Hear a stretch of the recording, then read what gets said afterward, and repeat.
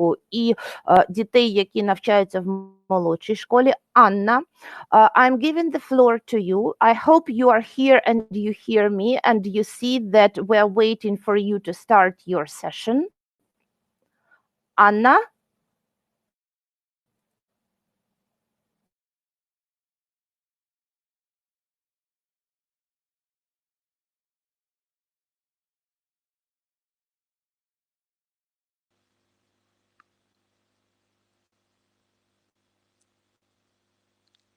Yes, okay, lovely. I hope you are going to hear me well. I'm going to have slightly better sound than Ina. On the bright side, I've learned a word in Ukrainian that means sound, because I've seen it like in the chat box 500 times. Unfortunately, what I know is how to write it now. But if I didn't know the alphabet, it would be difficult for me to know how to read that. Okay? In this respect, reading is a more complex feature and a bit really magical in learning any language, and especially in which you have to cross the boundaries of the alphabet, as in the case of English for Ukrainians.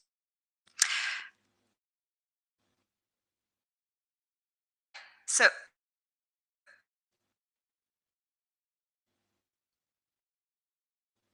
okay, I can hear Ina a little. Ina, are you with us? Ina? Okay, you hear me well. Give me a plus. Hi, Natalia. Nice to see you here. Oh, lovely. Okay, Tanya, you see me, you can hear me so well. Lovely, lovely. Perfect. So, I don't know. I hope the background sounds will stop. I've got perfect sound here. All right, we are talking about reading. Reading as a quite a complex and difficult skill. Now, this is not my favorite way of talking to people because I can't see you. I don't know what your reactions to my words are, but I will do my best. Okay. So, because we are talking about reading, I would like you to spend 1 second thinking of your first reading experience. Can you think of the first thing you've ever? So, possibly. Okay, I'm not sure whether the problem is me that you can't hear me, or is it the internet? Oh, fairy tale, Galina, that's a great idea. Yeah, the thing that you put advertisements, true, for the students. Yeah, you're very right. Now,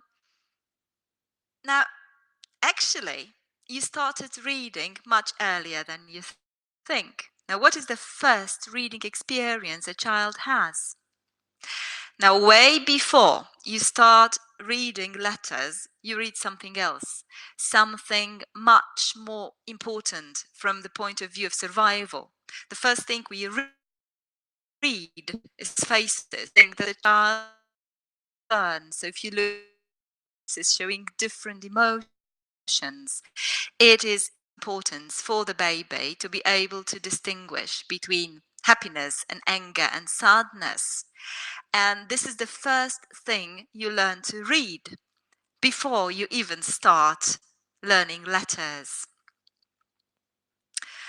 Now let's start with the language, because learning to read faces comes naturally. Learning to read language has to be done in a way that has to come with some effort. So what is language? Well, we define language as an arbitrary system of sounds and signs. And if you think about arbitrary, it means that the word as it's written has nothing to do with the shape of the meaning it tries to express. Okay, so if here we've got the picture of an owl, in any possible alphabet that you can come up with, does it look like an owl? Okay, so perhaps this one here, the Japanese sign, looks a little bit like an owl, but not really, not fully. It doesn't have to be so, though. In the past, if you look at the hieroglyphs, you would say that an owl is presented as a picture of itself to represent its meaning. Also, it's coming back today in the form of the emoji and emoticons on the telephones or any other appliances that the students are using. We communicate in pictures now again. So coming back to the hieroglyphs, okay? If you wanted to represent the meaning of the word in its shape, you would have to write it like the third picture shows here. So this would actually be an owl, and it would mean an owl. Actually, this is a great fun for students to play with. So sometimes I ask my young learners to have a look and write the new words, try and write the new words in the shape of their meaning. If you look at these pictures here, you could see that we can actually express a whole story in the emoticons. Okay, so you look at the emoticons. Can you guess my favorite story? This is my favorite story from childhood. Do you know what book it is? Yay! Okay, this one is Alice. That was very, very fast. Okay, yeah, so you don't have to be able to read to discern from the pictures, from the symbols, the meaning of the message. Now, unfortunately, reading is more complex than looking at the pictures and giving them meaning. Okay, reading is a process. Actually, it's a complex process, sub-processes that add up for us to understand, because we often say that whatever we have in our course book in the section of reading is reading comprehension. But what does reading comprehension really mean is something much more complex than understanding the meaning of the words or understanding the meaning of the sentence. Yes, you all won. This is Alice's Adventures in Wonderland. Well done. Okay, so what comprises the complex process of reading? Well, there are 5 sub-processes that add up together to make the reading process complete. So if you want to be an effective reader, what you need to master is the ability to read in 5 different respects, in 5 different perspectives. Okay, so if you look at those perspectives here that I cite after perfetti, that is language, fluency, strategy, comprehension, and learning. These are the elements, all elements that come into the process of reading. So the structure of this presentation is such that I'm going to go through each of these sections, and for each of those I'm going to give sort of tips on how to use certain activities coming from our course books in the classroom to develop all those 5 sub skills, and we are also going to see how essential they are for our understanding of reading. So starting with language. Now, we understand reading very often as the ability to recognize letters and the meaning of words and grammar structures, and that's obviously important. You need to know what the words mean, and you need to know what the letters sound. Okay, like my knowledge of the word sound in Ukrainian is limited because I can write it very easily, but I'm not 100% sure if I can pronounce it correctly because I only saw it written. Okay, so if we think of developing reading step by step, starting with the letter-sound relationship, it is a tricky thing because generally languages divide their orthographies into 2 categories, transparent and opaque. Ukrainian, Polish as well, is rather transparent. So symbols are mostly pronounced one way. So if I learn how to pronounce every letter that comprises the word sound in Ukrainian, I will be able to read it. Okay? Now, English is opaque. So any letter can be pronounced in many ways, and it makes it harder to read. So the orthographies that are transparent are easier to read, and if you come from the background of the transparent language, it will be more difficult for you to learn the opaque orthography. Also, for young learners, reading English, starting to read English in their first language. So English children learning to read find it more difficult than Ukrainian children starting to read Ukrainian. And this is because the opaqueness or transparency of the orthographies. So what can we do to help them? Well, tip one, we can use the phonics. Okay, phonics are the practice of understanding the relationship between sounds and letters, not only singular letters, but also patterns of letters. So in here, this is the task taken from the second part of the book. And here we are practicing two sounds, a diphthong O and a long U sound, as in tube and flute. Okay, so here we are looking at the spelling of those words. Okay, so of the sounds. So O can be spelled O consonant E, and long U can be spelled U consonant E. Now, we can practice that, but only showing it and understanding that this word reads like this will not be very helpful. Phonics is the idea of practicing so many patterns as to notice in the future in a new word a possibility to read it. Okay, so if I know that something that is spelled like tube but is a different word but has this pattern of vowels, may be pronounced with a long U. So these are the activities I like best in phonetics training, because we usually treat phonetics sort of, like an additional thing to grammar and vocabulary. And actually, it's a very important part of language, because if you pronounce it badly, even in your head, you will read it wrong. You will not get the meaning. Okay, we'll get to that later. But let's look at this task here.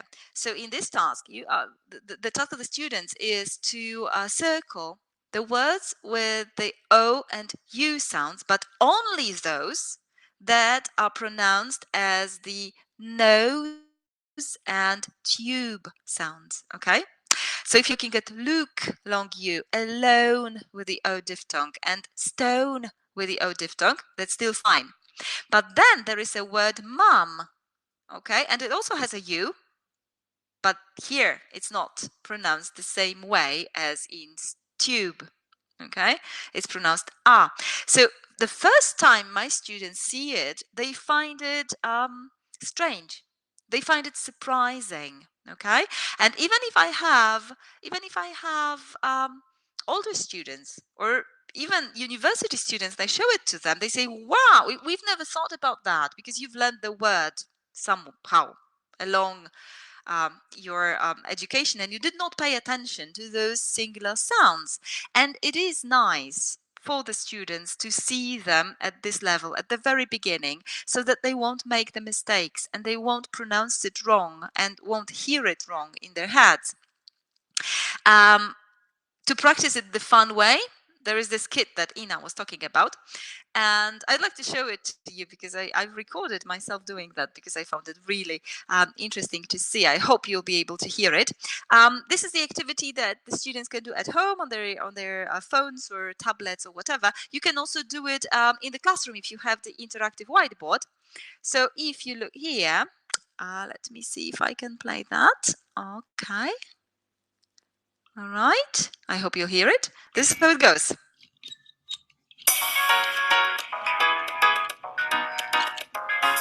I know a goat who lives on a boat and eats toast from a bowl.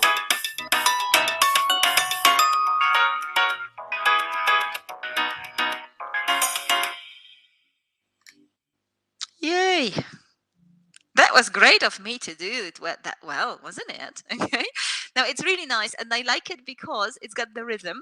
The pronunciation is model, so it's really good pronunciation, and also it's not single words. Okay, sometimes it's easy for the students to pronounce a single word, but putting it in a string of words is much more difficult. Okay, so what we do with my students is we play it and then we try to sing it as well. Okay, to do the tune, because it's fun and because it's connected speech. And in connected speech, as you know, pronunciation behaves a little bit different, so they can hear it in a natural context of a sentence rather than like individual a word that it's usually presented in connected speech rather than isolated items, so it's more natural. Okay, so that would be the phonemes. Now, but reading actually is not only about letters. Okay, it's not that every word you see, you read it letter by letter. Oh, I do it in Russian, or I would do it in Ukrainian because I'm not very good at that, and I have to recall the sounds that stand for the alphabet. Normally, you don't do that. You don't read every single letter. Okay, so it's not like you must know every letter to be able to read a word. Okay, I'll try to prove it to you. You probably saw it before because it's very famous, but I'd like you to spend like 2 seconds reading the text quickly, as quickly as you can, yeah?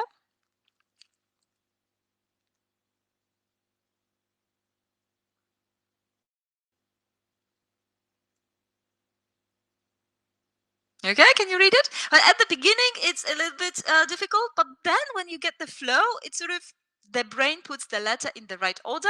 The text obviously goes the phenomenal power of the human mind, according to research at Cambridge University. It doesn't matter in what order the letters in a word are. The only important thing is that the first and the last letter be in the right place. Okay? How does the brain do that?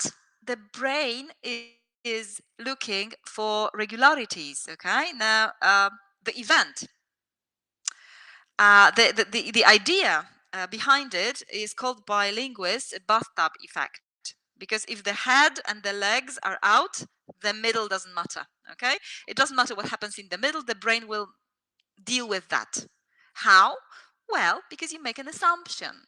Right? If you see university starting with C, it'll probably be Cambridge. Okay, it is the interesting thing, because you're writing here that it's really easy or not so easy to read, is that for dyslexic students, every reading looks like this. Okay, for deeply dyslexic students, they will have problems like they will see a text like that all the time. So it takes them a little bit longer to read it. Okay, the better reader in general you are, the easier it is for you to read the text. Okay, in any language. Okay, you can try it out with your students. Now, because we don't read every letter, so how do we read? Well, we read globally. Okay, we see a word, especially when you are a young learner, especially when you are learning to read even in your first language. But if you even more so, if you are learning to read in a new language. Okay, so you are looking at a picture, there is a word under the picture, and you make a connection between the picture and the word as a whole. Okay, so your brain, your young brain, treats the word as yet another picture. Okay, so this picture matches this picture. Okay, and this set of letters is pronounced climb or catch or jump or kick. Okay, so this is how you learn that. Most of words that you learn at the lower level are globally read. Okay, so they are sight words, which is a great technique to put them around the classroom. Put the word cards with pictures on the wall. Once that you've taught them, they will be hanging there and the students will be able to see them. And just by being with those words, seeing them from time to time, the words, the spelling of the words will get into their heads like a picture. It's like a global word. They don't have to deconstruct every letter to be able to read the word. Okay.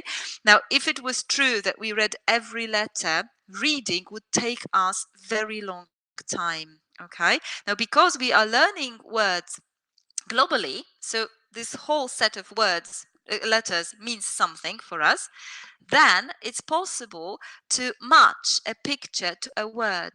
Okay, so in my class I often print out pictures of the words that I've introduced in previous lessons and word cards separately. And what the students do is match them, okay? Now, I'm not sure whether Ina said that, but I specialize in very young and young learners. So I work with students starting 2.5. And even the students that are 3-ish, 4-ish, they are already good at recognizing the word picture relationship. It doesn't mean they can read. They can't read. They just recognize the sight word, the word that they learned globally, okay? And they can match it with the picture. It will help them in the future when they actually start reading, because they will be able to recognize the word faster, okay? They will be quicker learners. Oh, okay. Did you know my facts? My fact number 1 is, did you know that 50 most common English words constitute 40% of writing? Which means that basically, if you know 50 most common words, you can more or less understand half of the texts in English at all. But I have a better fact even, because 7 most common words constitute 20% of English, spoken or written, okay? Give me a guess. What words are they? Obviously, they are the most common words that you can find in a text. Give me an idea. Yeah, it is a very good guess. Give me another one. Okay. See, I is very good, Lydia, especially for young learners. A and Ina, perfect. Is okay. Let's see all 7. These are the 7 words that constitute 20% of English at all. Okay, so the articles, obviously, because they mean nothing much when you are a young learner and you read a text and you need to understand the content. The articles are not that important, okay? And then all those little function words, not so important, okay? So these are the words that appear in the text very often. What does it mean? It means that when you see it in the text and you are a skilled reader, you don't read them. How do we know? There is this whole bunch of studies using an eye tracker. Eye tracker is a device that you put on your eyes and it measures how long you looked at a point. Okay, so we at our university, at which university, we are going to measure, we are going to do a big study on measuring reading in different circumstances. But there are a lot of studies already conducted on the reading. So what you see here is a skilled child reader reading, normal reading, and fixation is the time when the student looked at the word. So when you can see that the end at the beginning is not looked at all. Okay? Neither is has, good, regular, off. Okay? Some of the words are not looked at, which means they were not read. Okay? We don't read the whole thing. We don't read the letters. We don't read the words. Okay? So what do we actually read? Well, we read sentences because sentences convey meaning. Okay? So tip number 3 in language, I would very strongly recommend focusing on meaning. Okay? Now, we typically think of grammar as structure. Okay? And we teach the grammar as structure. So we say, oh, this is how it is built. This is how you make a question. This is how you make a sentence, negation. Okay? This is when you use it. But actually, from the point of view of comprehension and reading, the far more important thing is the meaning of grammar, okay? Because grammar conveys meaning. So the great thing that I really like about Academy Stars is that it presents, for the first time, grammar in meaning, okay? So the first time you see a grammar structure, it's not explained. It's for you to guess, okay? It's for you to focus on what's going on, focus on the meaning, okay? Students are not so much interested in how a structure is constructed, but they will be interested in what the structure means in a given story, in a given sentence, okay? So in here, we've got an example of present simple introduction. Okay, so we've got sentences like, this is my friend Eva, she lives in on our street. Okay, and then you've got is this her flat? No, it isn't. She doesn't live in a flat, she lives in a house. And then you've got questions, but the questions are not about grammar. They are about the content, the meaning of grammar, because it's the grammar that conveys meaning, okay? So if you know whether Eva lives in a flat or not, it means that you understood that in this particular tense, you use something like doesn't, and it expresses no, okay? This is how reading comprehension is built, okay? You need to understand the grammar that you're reading, along with the words and the letters. Also, the meaning of grammar can be represented in the context of pictures, okay? So here we've got the context of a story, of a text, and you try to guess what this grammar structure means in the text, but you can also do the same in pictures, okay? So you look at the pictures and try to join the pictures with the sentences that you read. Okay, you read a sentence, Dan doesn't visit his grandpa on Saturday. You look at the picture, there is grandpa and there is a boy. So it's probably wrong. Okay, this is how you've learned what it means, doesn't visit. Okay, this is much more important from the perspective of a child and from a perspective of reading comprehension than looking at the structure. Okay, so first and foremost, you look at the structure in the context, in the meaning of the grammar, and then in the next lesson you are looking obviously at the analysis of the structure, and you're looking at how the structure is built and how you make the negative and positive sentences and the traditional typical thing. But first you are looking at meaning. Generally in language, meaning is much more important than structure, you know. I'll tell you a story because of that. Okay, I'm not sure if I have so much time, but the story is about meaning more important than structure.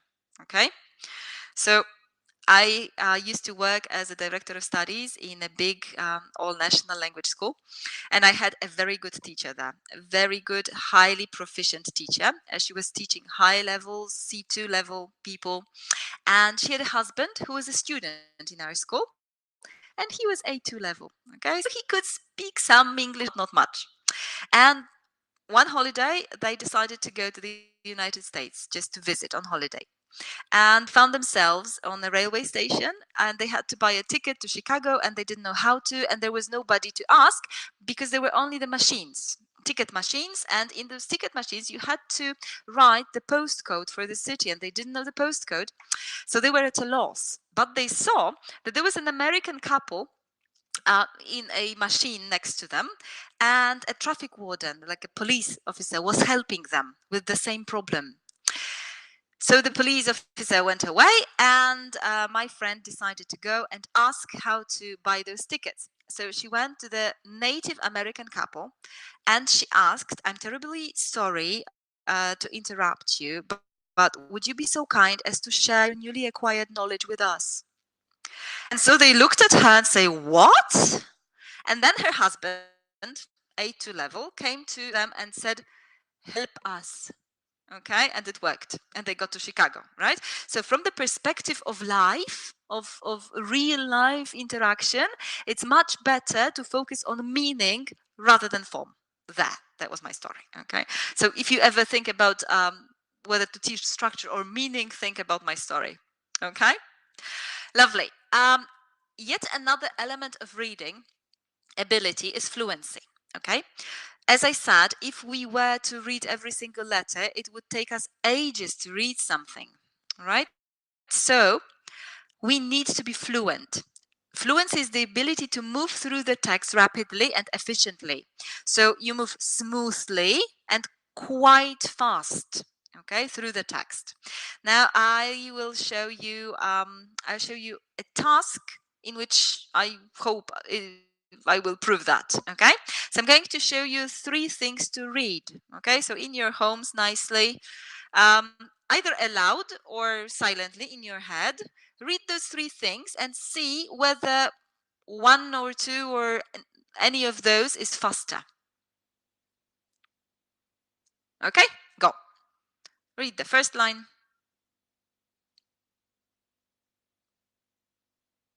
And the second line. And then the third.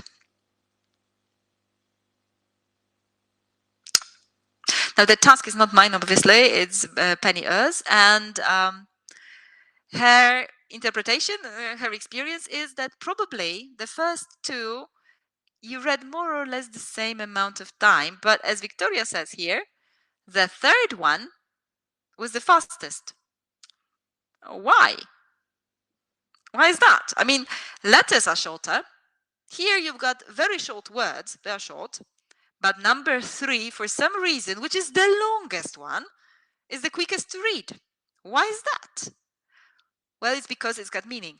Okay? Meaning is important. If you don't add meaning, then reading will not be that fluent. So how does meaning help us read fast? Well, it's because we anticipate different things, right? So you don't read everything here because you already anticipate what it may say. And this is what children do. When you obviously have children at home. I've got one that is slightly dyslexic, so I can observe it really well. When she reads, now she's okay, now she's fluent. But when she was struggling at the beginning, she would infuriate me all the time because she wouldn't read what it said, but she would make up the words or endings, or the inflective endings in Polish. It's an inflective language. So instead of reading it as it was, she was making up a word or changing the words a little bit, which made me frustrated, okay, because she should have read what it said. But this is actually how reading functions, okay? You constantly anticipate and then read and then change your anticipated ideas. How do we work on fluency? Fluency is essential. Without fluency, you are not going to be an effective reader. You are going to lag behind. Other students are going to read faster than you, and you will stay behind, and you will miss on different activities. Fluency is very important, and the best way to practice fluency is reading aloud. And I know many people don't like reading aloud, and I will show you the examples of what they say in a second. But I would like to show you first, after LEMS 2010, quite a new thing, why reading aloud is a very important thing. Well, it's important because it practices chunking and prosody. So you don't read like a telegraph. Yeah, it's like every word as a separate entity, but you start joining those words and you know where to take a breath, for example. It aids expressive reading. So you don't read like a robot, but you actually add some emotions to it. Okay. It practices phonological decoding, obviously, especially if it's a different alphabet.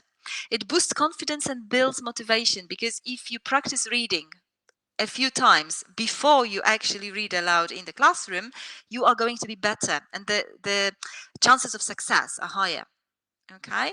And it increases the reading rate. If you practice reading aloud a lot, you will start reading faster, and it will be very helpful in any subject, not only English. But many people don't like reading aloud. Okay. Why? Because we typically read around the classroom. Okay, you do that? I've seen that done many times. I've had that in my education. I try to avoid it as fire in my classes. Why? Well, some students say, I read faster than he speaks. One student reads aloud and the rest look at the text, but they read faster. Okay, because it's faster to read silently than aloud. She makes mistakes and it's frustrating. I want to correct her because I'm a better student. Okay, that's quite irritating. That you can't, like, you shouldn't correct your friend every single time she makes a mistake, because she's learning, she's trying. Okay, he can't pronounce it and he gets embarrassed. That's one. Yeah, so some students don't like reading aloud because they get embarrassed because they are not good enough. Okay, my favorite ones are those with the clever students. It's going to be 15 minutes till my turn.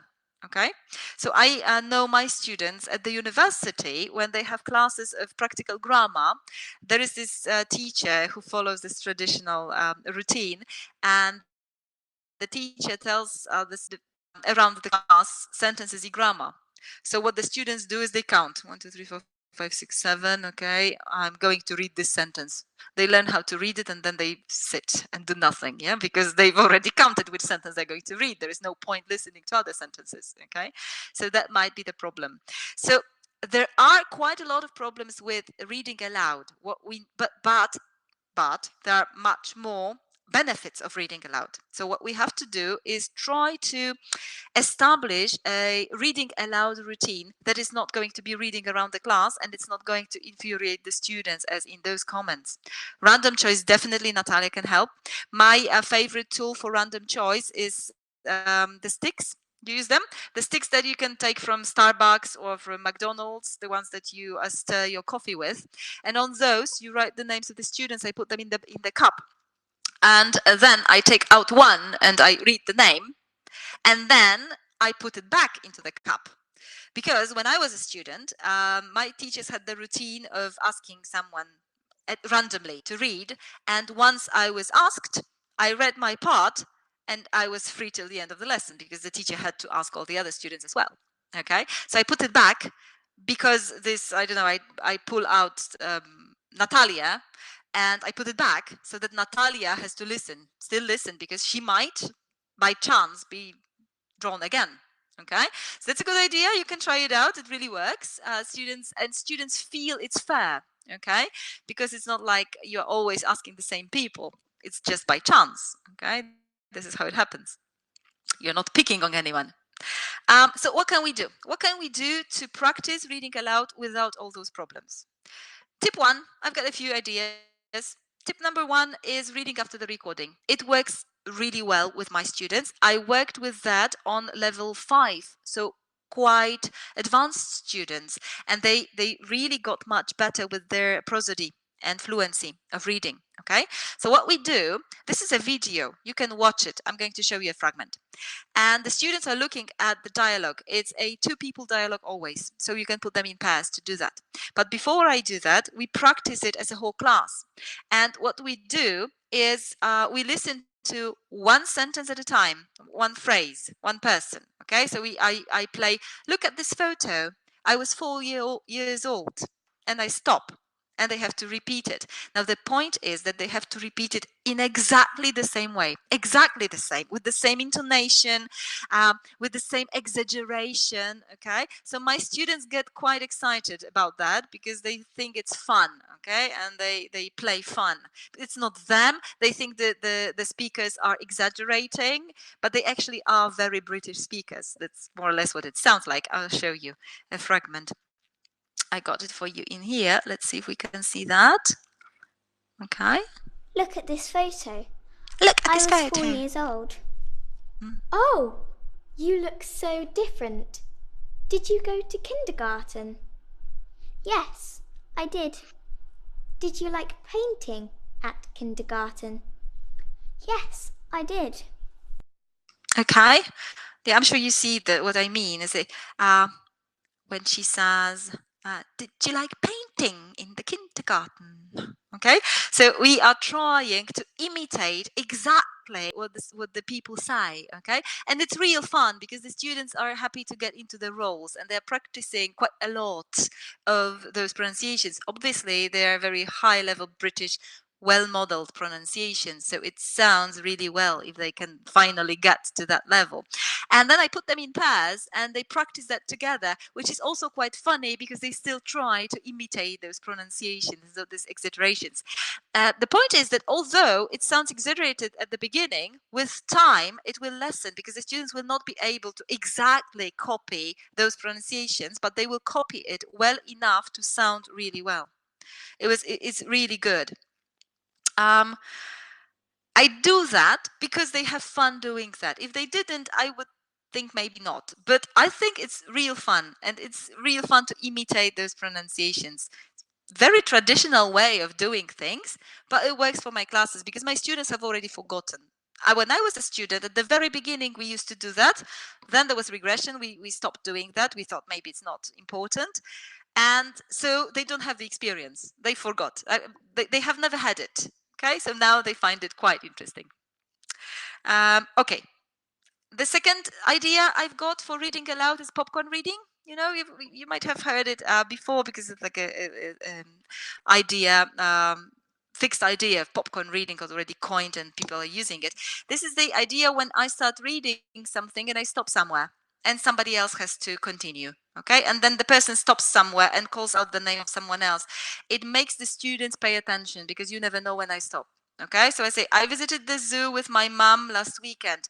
A guy talked about, and you have to read until the stop, full stop. Okay, with the younger students, I do the whole thing. Okay, so I start reading and they have to finish until the full stop, so that they know that there is a full stop at the end of the sentence. Okay, so with the first grade, I would go, I visited the zoo with my mum, and they finished last weekend. Okay, so that we are all reading the text. Okay, and I do it as a whole class.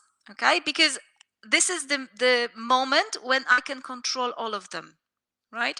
When someone else is reading, then you've got all those different problems that we looked at before, those comments. When I read it, they listen to me, and it's sort of a game, because you don't know when the teacher is going to stop, so you have to pay attention and read the words, and when she gets silent, you have to quickly read the next word or a few words until the end of the sentence.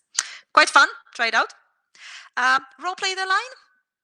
I don't know if you've ever done that. So there is a text, we read the text, and there is a line. Obviously, this all the readings are recorded, so you can also listen to it, okay, to hear the emotion in the sentence. But I pick a line, okay. In this example, I picked a line, I'm at work with my dad, because this is take your child to work day, okay. Now I tell my students, now I would like you to read this sentence as if you were excited. I'm at work with my dad. Or as if you were bored. I'm at work with my dad. Or as if you were proud. I'm at work with my dad because I'm so good. Okay. Or you're desperate. Okay. Or any other idea that comes to your mind. Read the sentence in a manner of a word. Okay. And you pick up a word, sad, happy, whatever goes, so that they understand that there is some emotion in the line. Okay. It helps with developing fluency. You can dramatize, obviously. So if there is a drama or a dialogue or a story, a play, mini play in the book, I always give the students the roles. There are usually fewer roles than I have students in my class. So what I do is I divide them into groups, and each group sort of has a corner in which they present their drama. Okay, so it's a read out theater. Okay, so we are trying to read it out nicely in the manner of whatever we hear, because we can one, and we try to read our lines as well as we can. Okay, and then we listen to each other do that. Okay, we can dramatize in chorus if there are fewer people in the story, like in this one, you've got only 3 people. So I divide my class into 3 rows. Luckily, I've got 3 rows in my class. Say, okay, you are going to be Stellas, you are going to be Dads, you are going to be Steves, okay?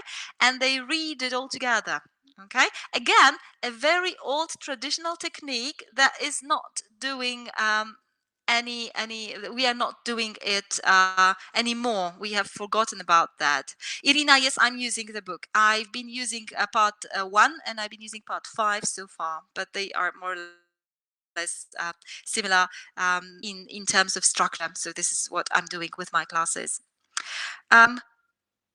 Tip 6, you can also, when you've got a good text, you can divide the text into expert panels or interviews. Okay, so if there is a text and it has question answer, okay, I divide my class into people who are experts and people who want to find out. Okay, reading questions and answers out. Okay, now the point is that the questions are read at random order, so that the people that have the answer have to pay attention to what they hear. So this is how we practice both listening and reading at the same time.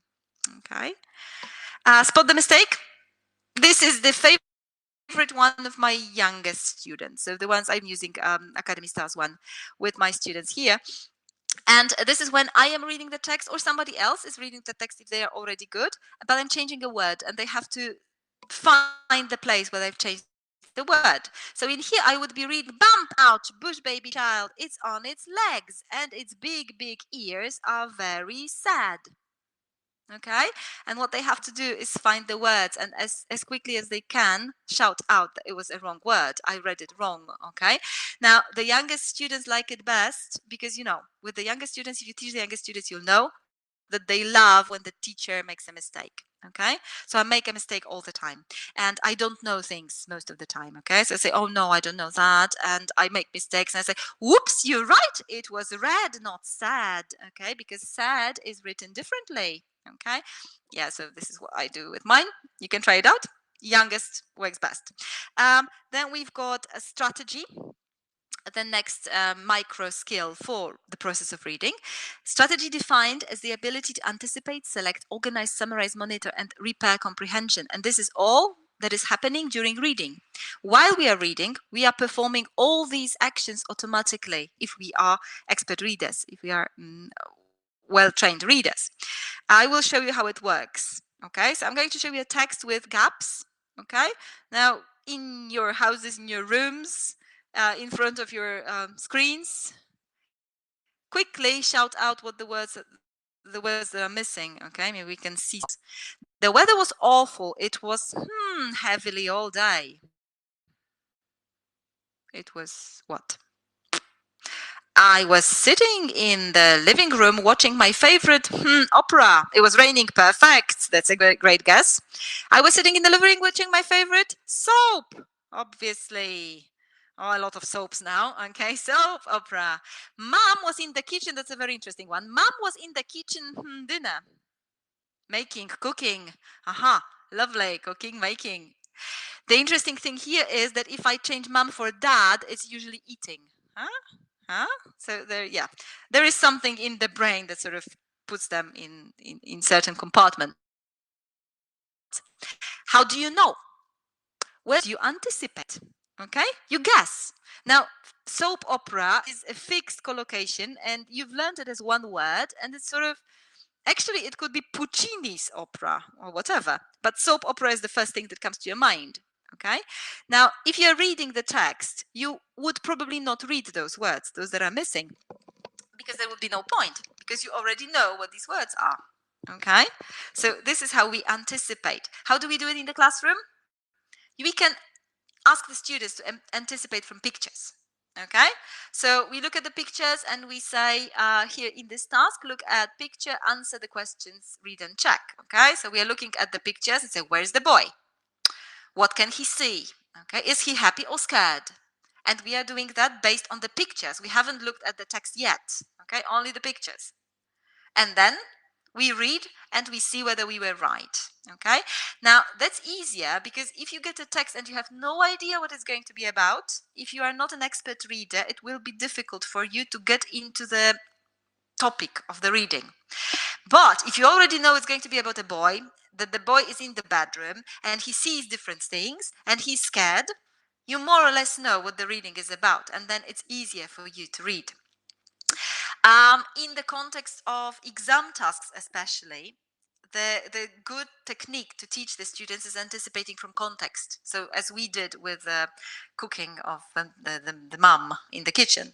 So when I do those tasks with my students who are preparing for the exams, we are looking at the text, and you know this task, I'm sure. There is a text and there are pictures with words, and you have to choose the words based on the pictures. From a selection of pictures. What I do with my students is I don't give them the selection.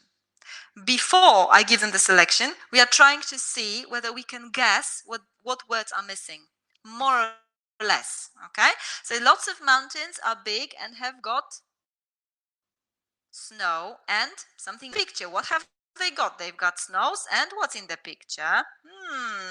Ice, that could be there, but if you look at the picture, you can also see some clouds. Perhaps it will be clouds, perhaps it will be ice, but we have some idea of what to look for. Okay, you can if you look at 3, for example, wear warm something for cold weather. What do you wear warm? What do you wear generally? Okay, you generally wear clothes. Okay, so this is probably somewhere that maybe it will be a sweater, but it's an element of clothes, so you are close. Okay, and then I give them the ideas. Okay, so we've got clouds here, we've got clothes here. At least those they will have correct. Okay, that's because we have anticipated first at least the general field from which the word can come. So it is not going to surprise us totally. Okay, so this is what we do. We can also ask the students to anticipate from their experience. Okay, so what we've got here is asking the students a question about their knowledge or experience before we read the text. Okay, we anticipate. These ones are tablets good for children? Okay, and the task asks us to write 3 things you can do with a tablet. Okay, 3 things you can do with a tablet. Okay, so what do you think? What can you do with a tablet? So the students are thinking, and then they've got some 3 ideas. We read text and we already know what to expect. Maybe it's exactly about what we thought, or maybe somewhere around. Okay, another strategy is organizing. So all the activities in which you have to put pictures in order, put the events of the story in order. Okay, this is something that helps the students understand the structure of the text, and then it will help them understand the text as it's read. Summarizing.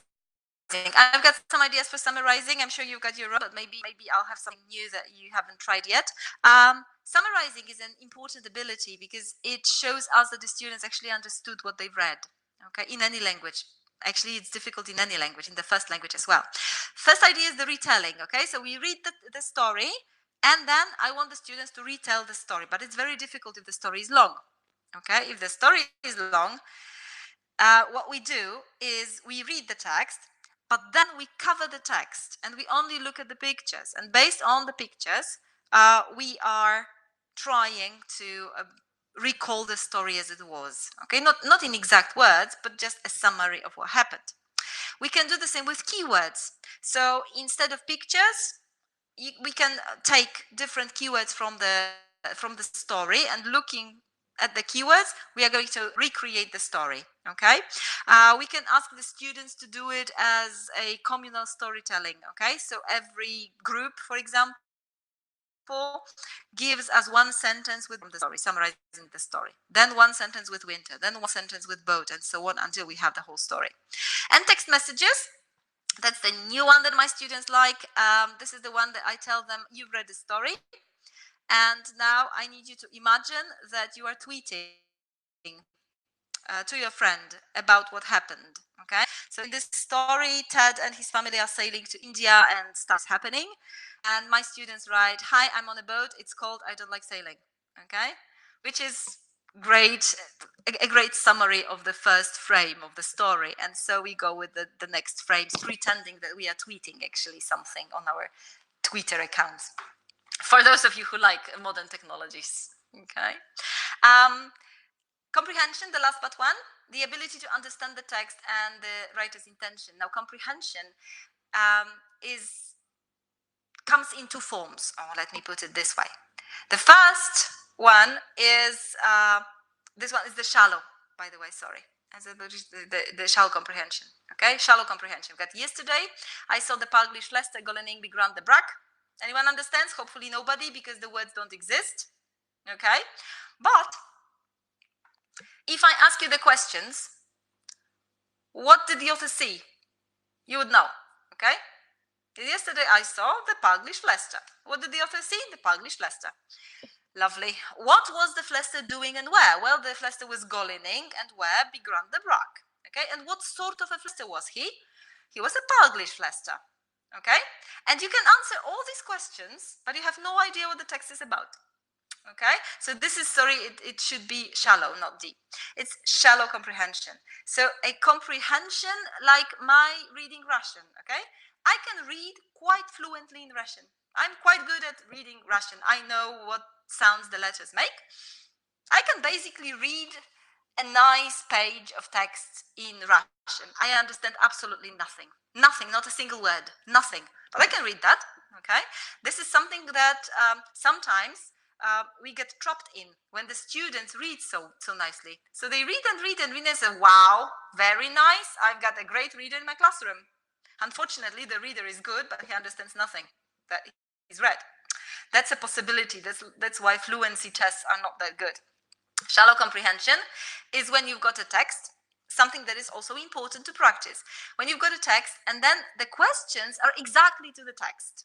Okay, so we've got here in spring, orange trees have small orange or white flowers. And you look in the text, okay, they have some, in spring, there are small white flowers on orange trees. Or there is a bee or pollen inside the flowers. There is pollen inside the flowers. It's exactly the same wording, exactly the same sentence. So you just have to find the sentence in the text and you're good, okay? You've understood the text. But this is only the shallow comprehension. This is not what expert readers do. This is not what effective readers do, okay? What effective readers do is deep comprehension, okay? Now, in deep comprehension, you would have a sentence, yesterday I saw the new patient walking along the corridor. By the way, it's the same sentence, Penny Orr's idea. But here, the questions for deep comprehension are not about the words that are in the text. So I'm not going to ask you, what did the author see? Okay? Or where was the patient walking? Because it's already in here. The questions for deep comprehension are different. The questions are, what might be the job of the author? Yesterday, I saw a new patient walking along the corridor. New patient suggests that the author might be a doctor or a nurse, somebody in the medical business. Where was the observation made? I saw a new patient. Where? In some health center or in a hospital, because this is where patients are found. To know that, you need to know that patients are found in hospitals, and you have to make this connection, okay? Was it inside or outside? Well, for that, you need to understand the word corridor. And if you do, then you have to understand that corridors are inside rather than outside, okay? And you also need to make this connection. So here, the comprehension is not about something that is in the text. It's something you have to infer from the text. Much, much more difficult. Okay? So this is the ability to infer the meaning using your background knowledge, like with the corridor. You know that corridors are inside rather than outside. Okay? And construct the meaning from the interaction between the text and the reader. So tip number 1, interact with the text. Okay, so this is the text that Ina also showed you before. This is a text about a new cat. Okay, and then to this reading there is a comprehension question, but deep comprehension question for the first part of the text for the youngest learners. Look, which is Lottie's kitten? Okay, Lottie's kitten, and now we have the key ideas. It isn't big, so it's small. It isn't tired. It isn't angry. It isn't hot. Okay. So what other word do we know? Maybe thirsty. So it's thirsty. So it's big. So it's small, thirsty, not orange, not brown. So what color? Maybe gray. Okay. Maybe gray. Okay. Maybe this one then. Okay. It's not in the text. You have to come up with the idea. Okay. You have to deconstruct the text to know that. Tip number 2, infer meaning. There are a lot of activities in Academy Stars that practice that. And I think this is unique in all the books that I know, that they practice this thinking, actual thinking in children. Here, you've got a text and comprehension questions, but they are not shallow comprehension. They are deep comprehension questions. So here you've got a family who got on an island and they met some small people. And the people are angry, as you can see, okay? Why are the people angry? The small people don't like the family because, okay? Why? You're different. We are small and you're big, okay? So we don't like you. We are not going to be friends, but we are your friends. No, you aren't. You are different. We are small and you're big. So the problem here is that they aren't the same, but it doesn't say we don't like you because we aren't the same. Okay, it's something else. You have to come up with the idea, all right? And that he wants to be friends or he wants to help him, and that there is passage about playing football, and there is nothing about I want to be friends with you or I want to help you. Nothing of that kind. You have to decide what is happening, what the emotion in the text is. And imagine, okay? So also help the students have an idea of what happens next. And it is also quite a common thing in the Academy Stars.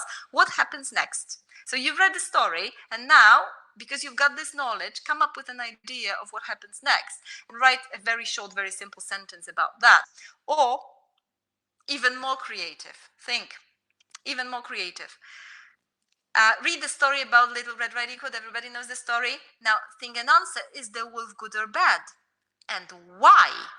Why is he good or bad? Now, if you think that the wolf is bad, because he is, okay, then try to imagine that the wolf is good. If the wolf is good, what does the wolf do? Okay, it doesn't eat the Little Red Riding Hood. Maybe it helps clean the room.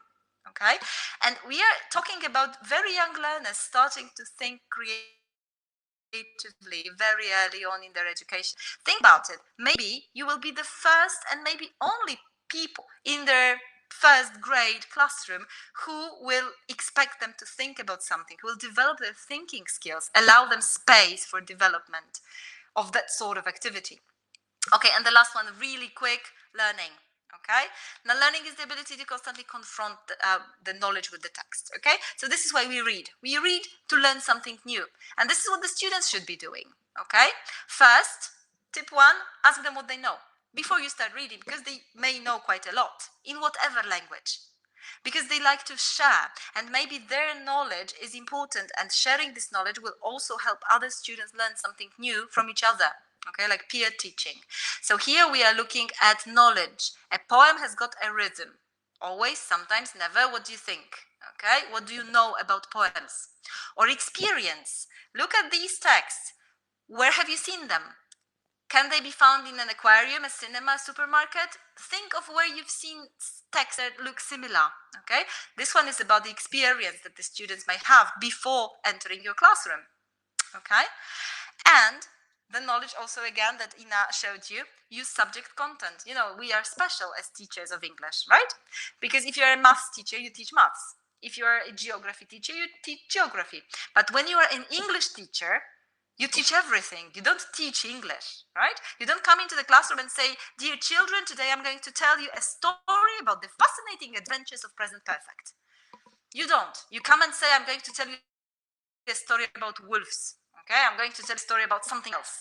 Something that you take from a different subject. It may be science, it may be biology, it may be geography, but it's something, it's new knowledge. Come to think about it, if I think about my education, English education, a lot of knowledge, useless knowledge, like how many kilometers is there from Earth to the sun, I know from English books, because there was a text and it was there, okay? So this is where the students get their knowledge, not only about language, but general knowledge about life, about the world. If we give them nice texts, if we respect them enough to show them something that is real, something that we say, oh, it's difficult, it has difficult vocabulary. Well, so what? This is the vocabulary, the topic that they're interested in. I would like to know something about wolves, okay? Even though I don't know the words, and word like cubs may not be the high frequency word for an adult, but maybe it will be for a child. Reflect on reading, okay? This is another feature that I like here. As I said, we are not teaching English, we are teaching children, okay? And children generally need the contact with some important adult, significant adult, we say, with whom they can talk and think about different things in English or in Ukrainian or in whatever other language, but it gives them the incentive to think. So here we've got a reading about weather, and then we are thinking all together, why is it important to check the weather? Okay, for what reason? Okay, so some reasoning, some ideas. And the last tip that I have for you, encourage reading. Because reading is fascinating. Okay, now we are all linguists here, so we probably all love reading. Students will love reading if they find their book, their idea. If we promote reading, showing them longer reading texts, they will get interested. Interesting reading texts about real life, not only stories for little children, but also real life. They will like reading, and this is very important. You can encourage reading by giving a reading hour. So if I have a class, like a general class, I don't teach many of them. Last year I taught only half time, so I didn't have much time. I used to have a reading hour, so like additional class for students in which we only read. Okay, we were doing only reading. You can have 10-minute reading hour, like reading for 10 minutes. Students just take a book and read. You can have class reading projects. So we were making posters to put on the walls about the books that they've read. You can have a reading journal. So the students read on their own at home, little tiny readers, graded readers, and they get a journal. They write in their journal all the information that they find important in this book, what they've learned from the book. Okay. You can have reading contests. Okay. Fluency reading contests. The students take the books home, they practice reading them, they come to, if you have extra hours, and they practice with you, and then there is a contest. Everybody tries to read a text in English, and we see who reads the nicest, in the nicest way, or who can answer the questions. And it's important because a child who reads will be an adult who thinks, right? And with that, thank you very much for your attention. I did overtime as always. I'm sorry, Ina. Apologies to you. Thank you.